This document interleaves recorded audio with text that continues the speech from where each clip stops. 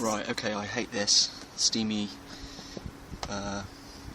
headlight, so I'm going to get that off and try and dry it out. Bumper's going to have to come off. There's 3 bolts, 2 here and 1 underneath. I've got to take all that out. And whilst I'm here, I'm going to clean up my idle control valve, which is there. Hopefully I'm not going to have to take all this off, and I'm going to try and get to it, but it's going to be a bit of a fiddle. Okay. Okay, so the problem with this is trying to get a ratchet down there with this small adapter on. That's a T20 Torx bit. So that's a bit of a problem. So what I'm going to have to do, I'm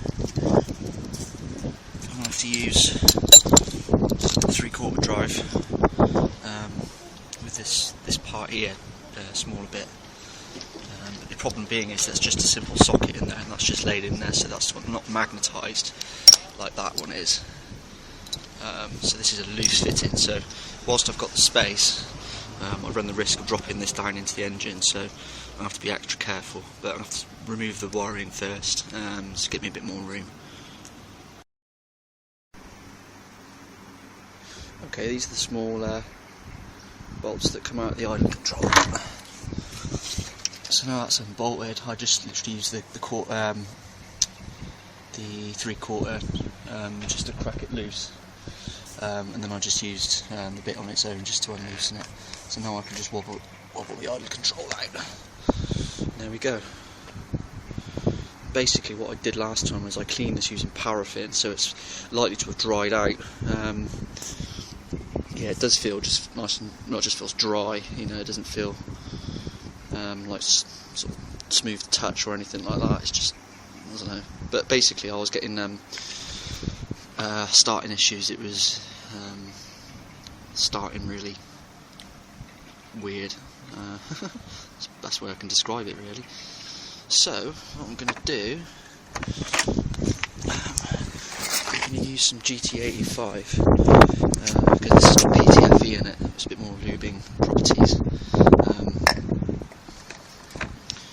So what I'm going to do is I'm going to measure that this plunger is 18mm off the O-ring there.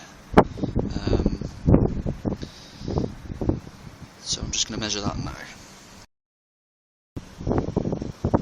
Okay, so I've given that a good soak in.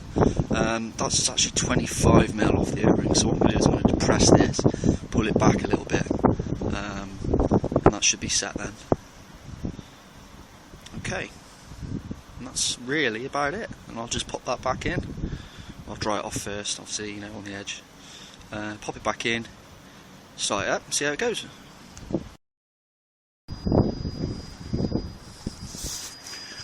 Okay, so basically this is what happens when you clean up the idle control. It's going to rev like fuck.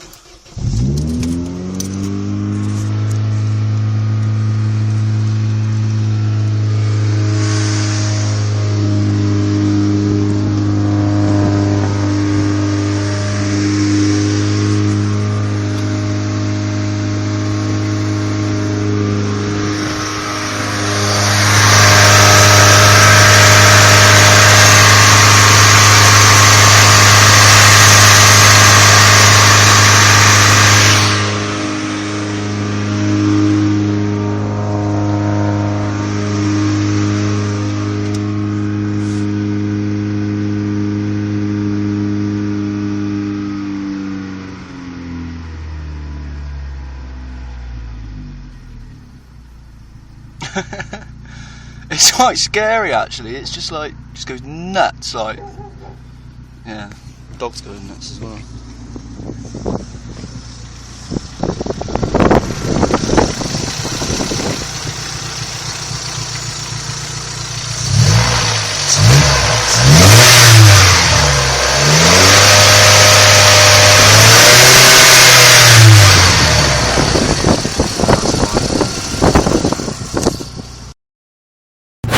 as soon as the car's running on, I'll just leave it running, just let it warm up. Don't like running it cold and then turning it off. Can't really see the side of the wheel. Yeah, just the side of the wheel arch. There's the torque screw there to get. Oh, what's going on there?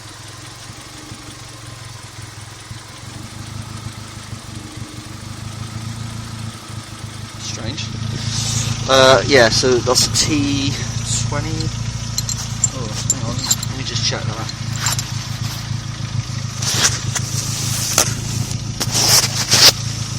It's a T25. Okay, so I'm going to whip that out. I might be able to drop out this light, headlight, just by dropping the one side of the bumper, but we'll see. Okay. Okay, so it's worth noting that these bolt screws, whatever they're called, got pretty worn. Every car that I've come across where I've tried to just pull a replacement off, I've got worn heads. So yeah, I mean, I've probably only got not much life left in it. But anywho, so what I've done is, whilst I'm at it, obviously I've moved the wheel round so I can get a bit more access into the wheel arch. But I thought whilst I'm here, I'll just have a little bit of an inspection to make sure everything's okay.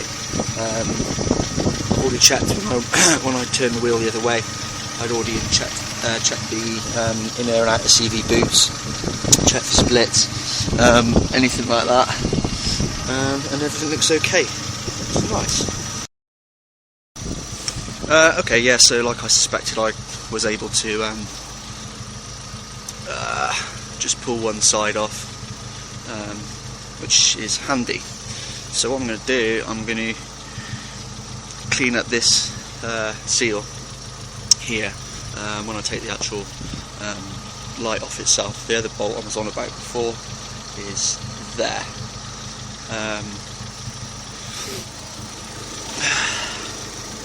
So I think I'll start by.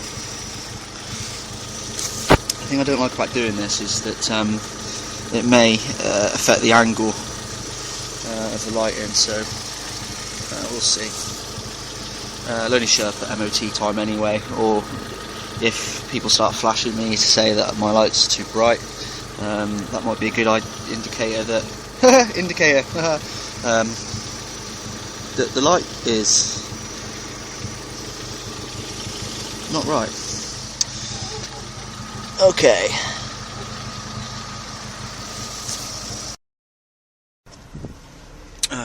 Right, okay.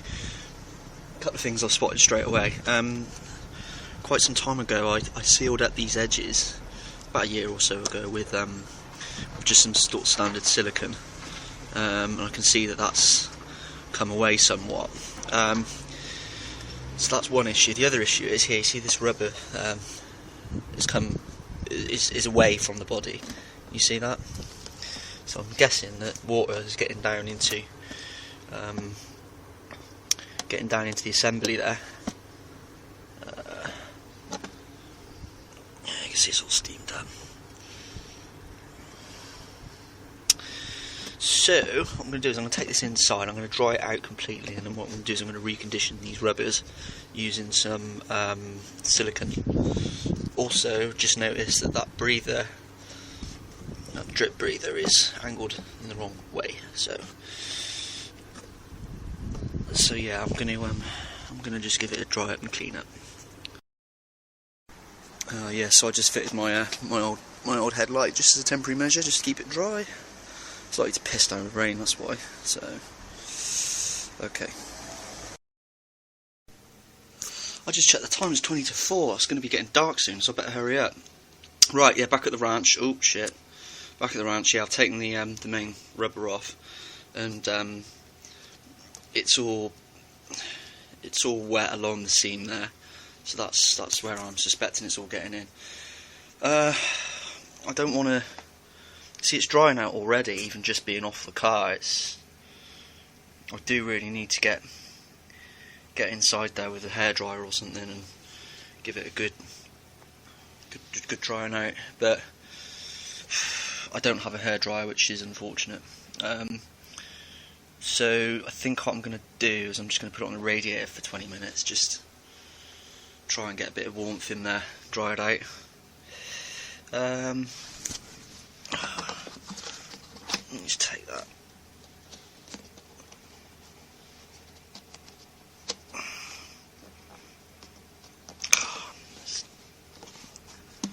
Stiff. That's the side light.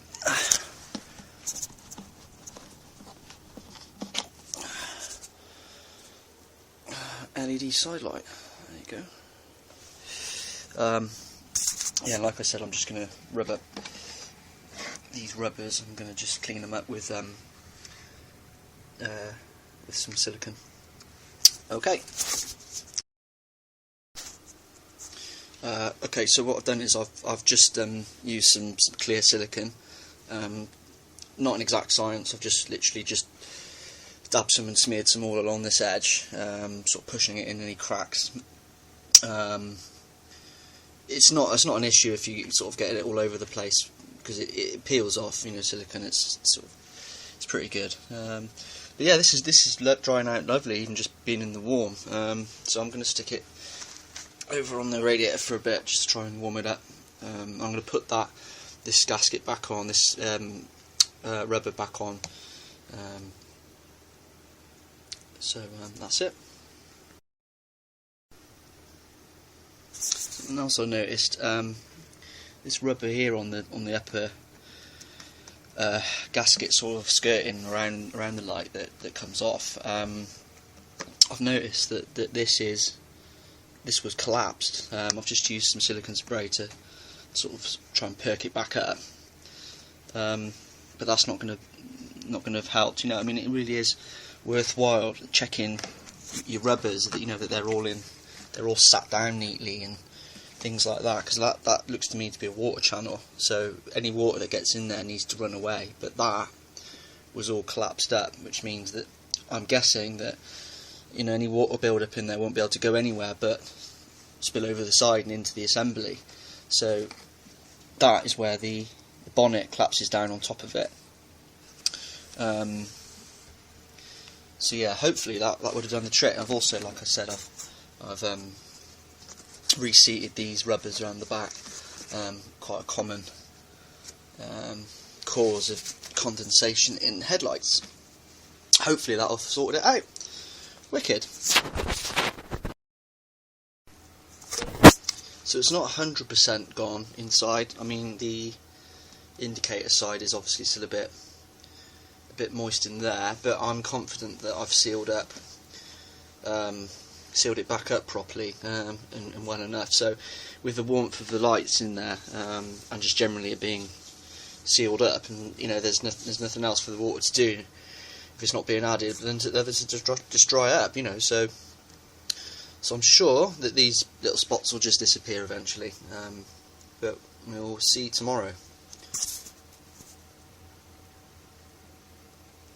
Right, it's a week later, and this has gradually got better over the week. And now it's dry inside. Happy days.